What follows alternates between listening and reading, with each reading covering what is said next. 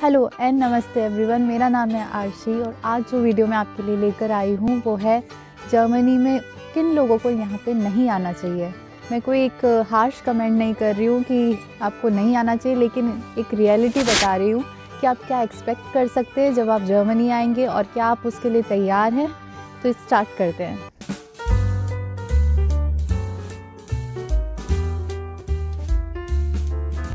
Number 1, if you have thin skin, यानी कि अगर आप तैयार नहीं हैं। जर्मन्स बहुत डायरेक्ट होते हैं, तो उनके कमेंट्स कभी कभी आपको हार्श लग सकते हैं, रूड लग सकते हैं, क्योंकि हम जिस कल्चर से आते हैं इंडिया से, वहाँ पे सब बहुत पोलाइटली बोलते हैं। हमेशा एक दूसरा तरीका होता है चीज़ों को समझाने का, बोलने का। तो यहाँ पे बहुत डायरेक्ट होता है, तो वो कभी कभी आपको रूड लग सकता है, तो इसके लिए तैयार रहें। डायरेक्ट कम्युनिकेशन के साथ ही मैं बात करना चाहूँगी स्मॉल टॉक की। जर्मनी में स्मॉल टॉक कॉमन नहीं है, जैसे कि इंडिया में काफ़ी कॉमन है। हम किसी से भी मिलते हैं, स्ट्रेंजर ही क्यों ना हो, हम थोड़ा बहुत पूछ ही लेते हैं, जैसे कि क्या नाम है, कहाँ से आए हो, या फिर क्या करते हो। अगर आप किसी से बात कर रहे हो जर्मन से और एक ऑकवर्ड साइलेंस आ गया है, तो हम कोशिश करते हैं ना कि कुछ तो बोल दें हम, जिससे कि साइलेंस किल हो जाए, लेकिन वो कोशिश नहीं करते हैं।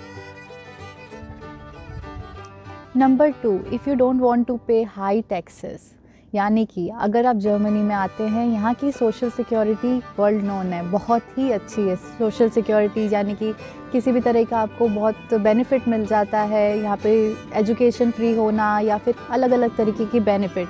पर ये बेनिफिट कैसे होते हैं? ये बेनिफिट होते हैं टैक्स से।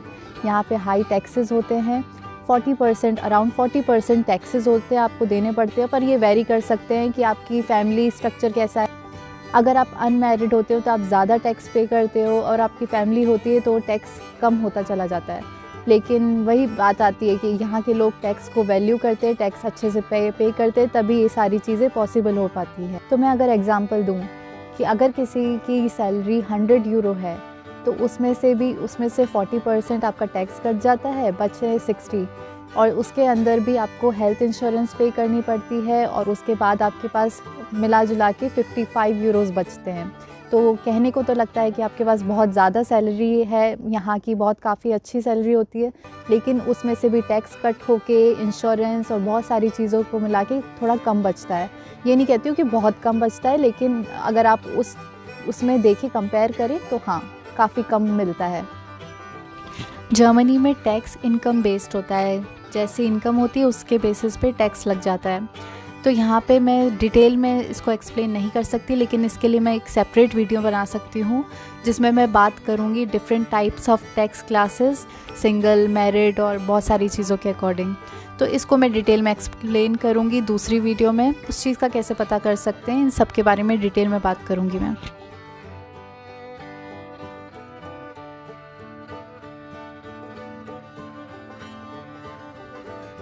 Number 3, if you want people to speak in English. Germany में इंग्लिश बोली जाती है, ऐसा नहीं है कि बिल्कुल नहीं बोली जाती है, लेकिन लोग प्रेफर करते हैं जर्मन बोलना।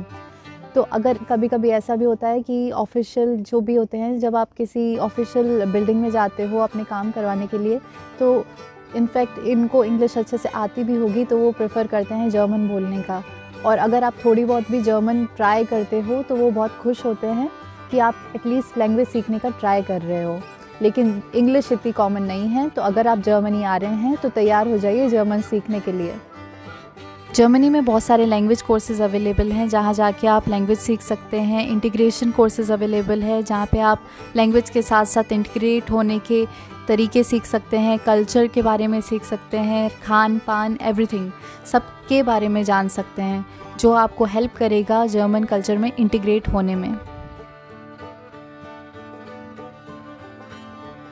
Number 4, if you are not willing to adapt, यानी कि कहते हैं ना, एक कहावत है कि when in Roman do like Romans do. तो यानी कि अगर आप जर्मनी में हैं तो ट्राई कीजिए यहाँ की कल्चर में अडेप्ट होने के लिए, इंटीग्रेट होने के लिए।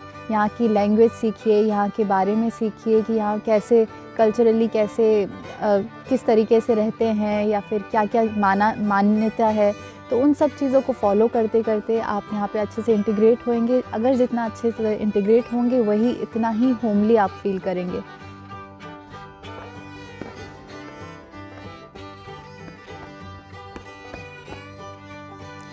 Number 5, if you can't handle gloomy and cold weather.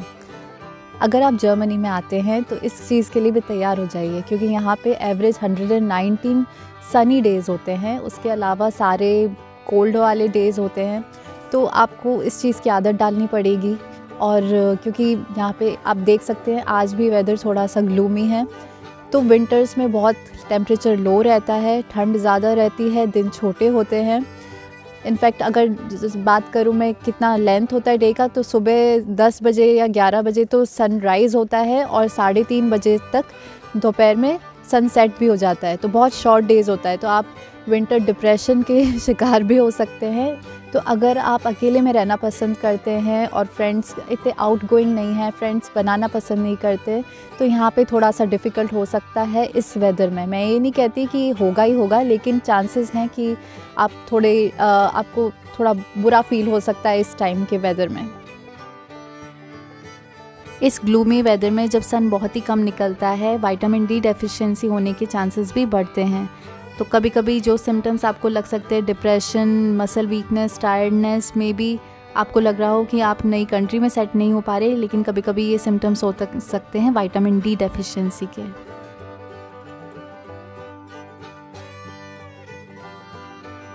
अगर मैं बात करूँ प्रेवलेंस की, तो विटामिन डी इनसफिशिएंसी आपको 40 से 45% जनरल जर्मन पॉपुलेशन में मिल जाएगी, और 15 से 30% लोग ऐसे हैं जिसमें विटामिन डी डेफिशिएंसी है।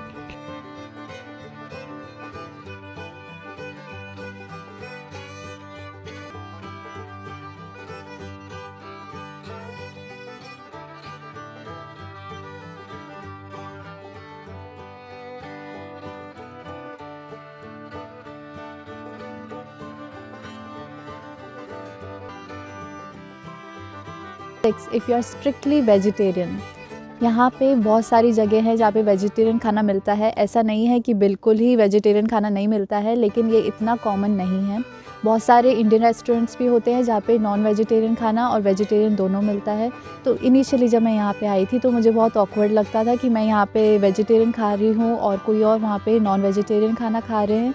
पर आई थिंक आपको विथ टाइम एक्सेप्ट करना चाहिए कि ये हमारा कल्चर है, तो ये किसी और का भी कल्चर है। तो उस चीज़ में आई थिंक बैलेंस होना काफ़ी ज़रूरी है। तो ये चीज़ एक्सेप्टेंस में विथ टाइम आ ही जाती है कि आप केयर ना करें कि कोई और क्या खा रहे हैं, आप बस अपने खाने पे ध्यान दीजिए। Next point about customer service. अगर आप अच्छी कस्टमर सर्विस चाहते हैं तो जर्मनी आपके लिए नहीं है। यहाँ पे चीज़ें बहुत सारी अच्छी भी हैं, लेकिन इस सेक्टर में मैं बोलूँ तो थोड़ा सा गड़बड़ है। इतना पसंद नहीं आया मुझे कस्टमर सर्विस यहाँ का। आप जब कोई प्रोडक्ट लेते हैं वो सब अच्छे से चल रहा होता है, तब आपको कोई प्रॉब्लम नहीं है। लेकिन जिस दिन कोई भी प्रोडक्ट या फिर कोई भी सर्विस ख़राब होती है, तब आपको परेशानी होनी शुरू हो जाती है। आप जब किसी भी कंपनी के कस्टमर सर्विस एग्जीक्यूटिव से मिलने लगते हैं, मतलब बात करने लगते हैं, तब आपको पता चलता है कि यहाँ पे कितनी बड़ी प्रॉब्लम है सर्विस से रिलेटेड। ईज़ी नहीं होता है।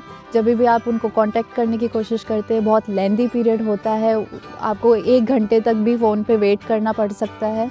और भी जब भी कोई भी वो ठीक करने भी आते हैं, तो उस ठीक करने में भी 1 महीना लग जाता है। तो बहुत ही डिफ़िकल्ट हो जाता है जब ऐसी चीज़ें होने लगती है। अगर आपको मेरी वीडियो अच्छी लगे तो इसे लाइक कर देना, चैनल पे नए हो तो सब्सक्राइब कर देना। मिलते हैं हम अगली ही वीडियो में, तब तक के लिए नमस्ते।